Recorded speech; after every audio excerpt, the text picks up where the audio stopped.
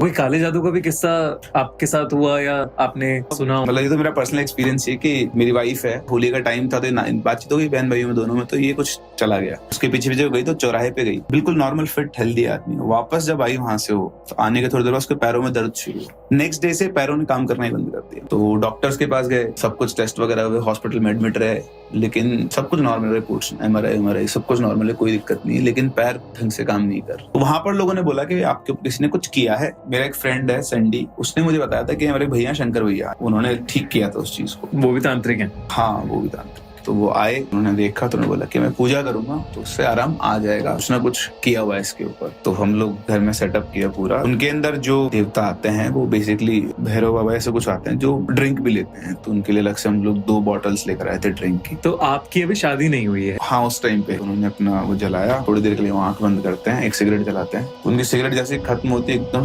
से करके से नीचे गए, खड़े होके प्रसाद दारू तो 2 पग उसमें डाल दिए, एक सिप में पूरा खत्म। फिर उसके बाद उनका एक चिमटा था, वो खड़े हुए उस चिमटे को ऐसे पीठ पे मारना शुरू किया और एक टांग से उछलते पूरे घर का चक्कर लगा।